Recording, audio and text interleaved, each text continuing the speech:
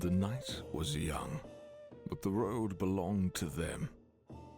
A slow-moving juggernaut, its vanguard clad in crimson plate, moonlight dull upon steel worn thin by war. Helmets sculpted into snarling beast faces, their jaws stretched in goring snarls. At the fore, a lone woman danced with the detached grace of someone half-possessed. Her armor gleamed, a mantle of white steel chased in silver filigree, elegant yet deadly. In the shrine's glow, no mercy shows. Are you listening, my high priest? Or too lost in your prayers? From beneath the pauldrons and braces burst lavish tufts of crimson fur, like blood soaking through snow. On her hip hung a rapier, with a hilt so ornate it looked more ceremonial than functional, until you noticed the grooves in the steel from previous kill. She twirled and bowed as though performing on a stage only she could see, humming a folk tune that she had been preparing and practicing during the journey. She conducted to a phantom orchestra with hands as fluid as silk in wind, her every motion theatrical and unnerving. Just behind her strode a man swathed in rich robes of blood red and sanctified silver. Chains wrapped tight around his forearms, connecting to a censer that dangled before him, trailing sweet but choking incense behind their march. He whispered liturgies beneath his breath, the verses coiling into the cold air like smoke from a dying fire. His face was shadowed beneath a deep cowl, but his voice was steady, reverent, and laced with quiet menace. Blessed be the family, blessed be the hand that flays. Let our bones be the altar, let our suffering be the hymn. And then, the beast, Phalaris, the Shrine-Bearer grim.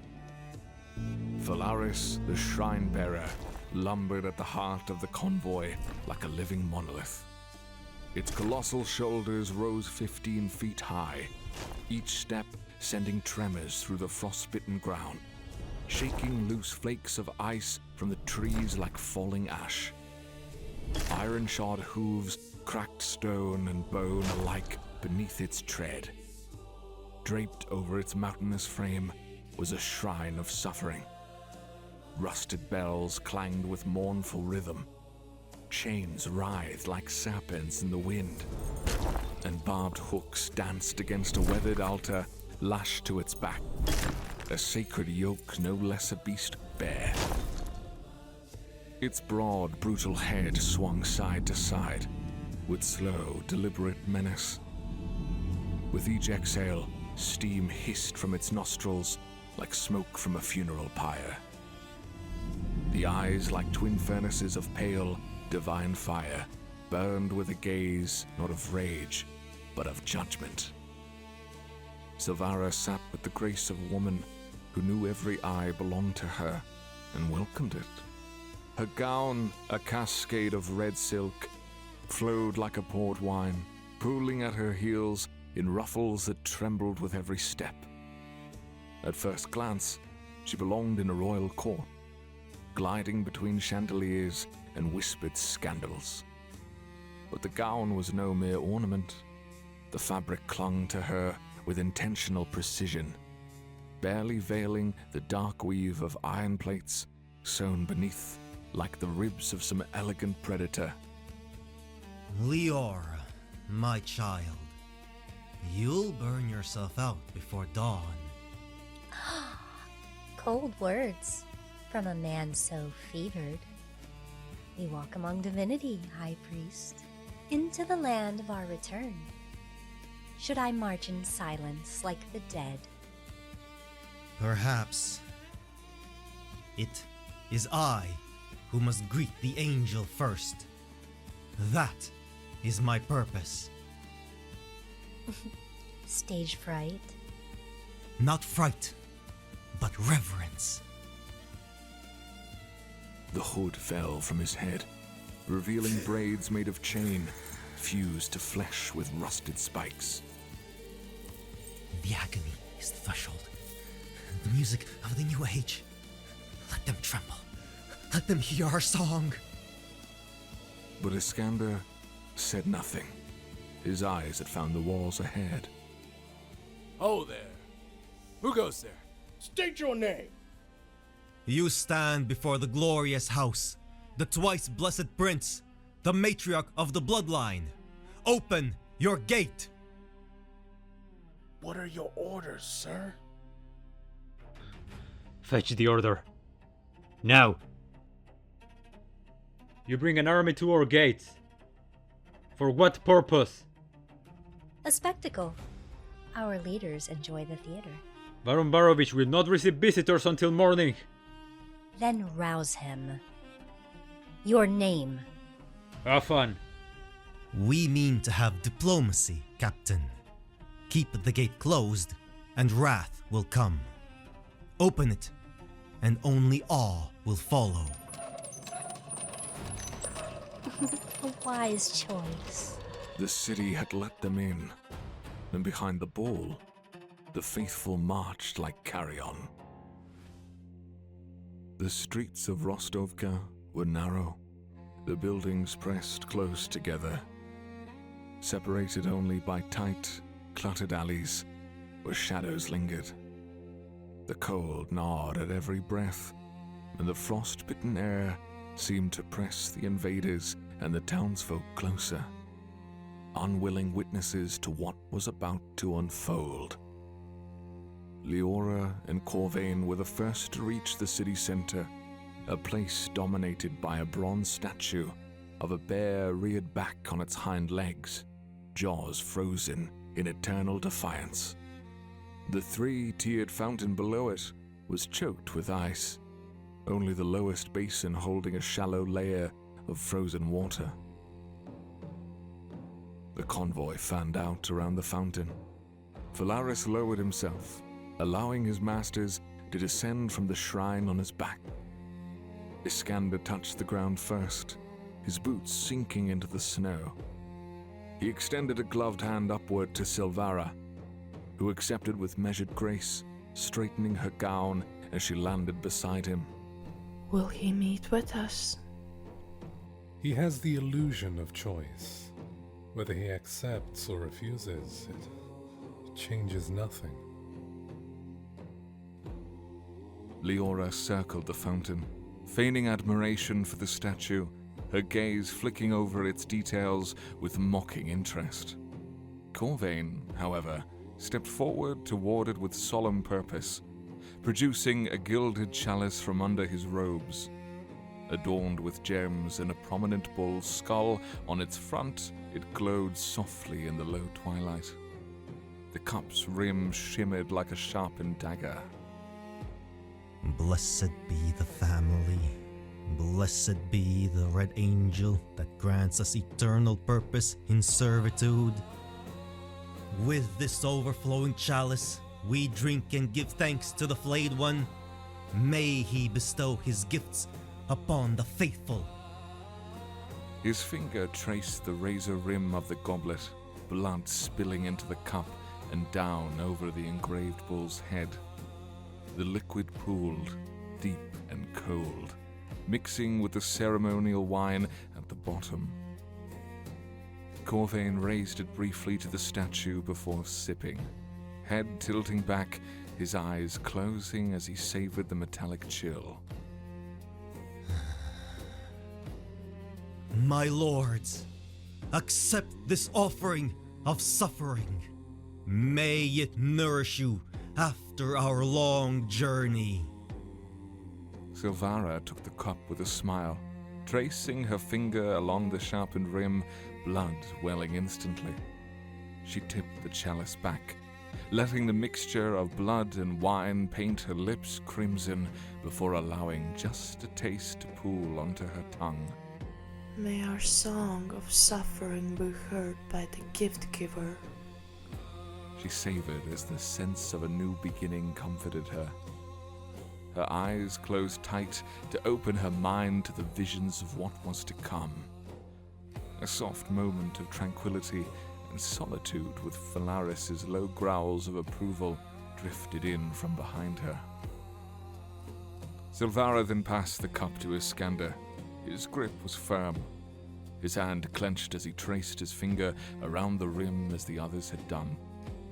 Blackened essence bleeding into the crimson pool until it swirled thick like oil.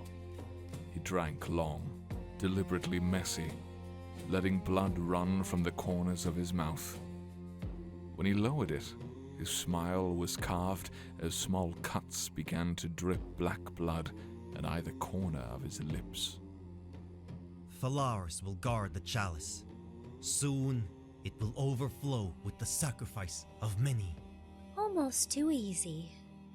But in the presence of the family, everything falls into place.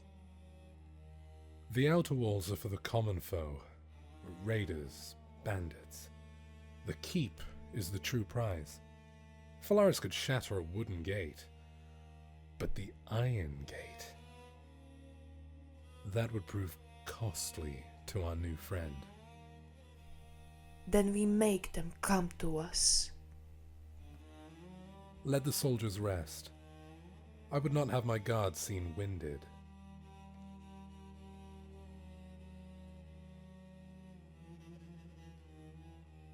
An hour later, the sound of riders approached.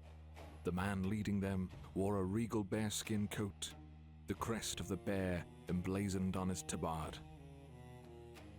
The honor guard moved to shield Iskander and Silvara, but with a dismissive wave, he sent them back, stepping forward across the snow toward the fountain.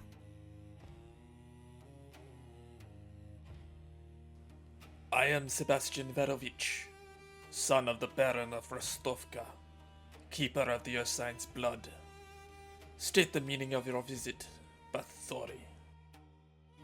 I've come to make you an offer. Our lands have shared borders and blood for centuries. Though we have had disagreements, I extend my hand in unification. Unification? Rostovka has long been the shadow beneath Dragonspine, a refuge for generals, artists, diplomats, all on their way to Drakenwood. I know of the safe passage treaties. That is why I am tolerating this unannounced arrival. Our allies have many other agreements with us and do not show such disrespect. And yet, your treaties have left you with nothing. Once beautiful and now falling to ruin. Others demand your sacrifice while offering you no thanks. The pride of a Rostovkan cannot be bought, Lord Bathory. I would not buy it. I want an alliance, not the chaos of the zealots. The Order is no longer needed. As ancient as our family, they have achieved nothing but a stalemate. I offer a solution. For a heartbeat, no one moved. Even the wind seemed to hold its breath. Come, let us leave this cold. Silvara's lips curled in a subtle smile. Iskander gave her a slow nod. Shall we, my love?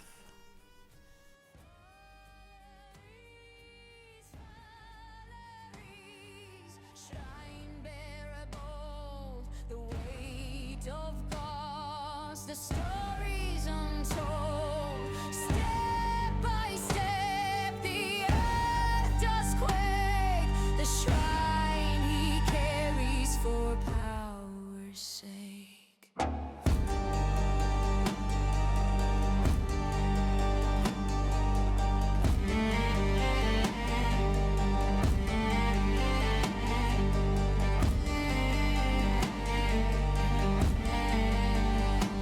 Symbol of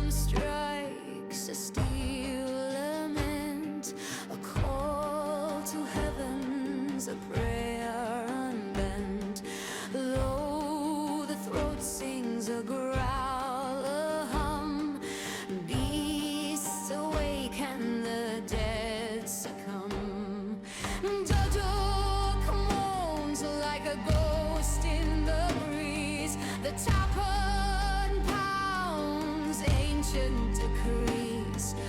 Phalaris walks where none dare tread. Curses arise, but the shrine is fed. Phalaris, Phalaris, Shrine-Bearer grim. The gods are silent, all eyes on him. Step by step, the ground does break. The shrine consumes for power's sake.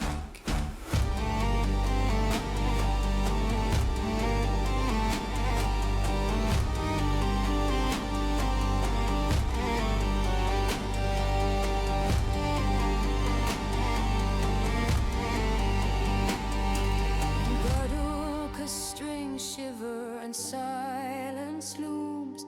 A heavy sky, the world in fumes. Phalaris stands, the shrine is crowned. The weight of kingdoms, the gods look down.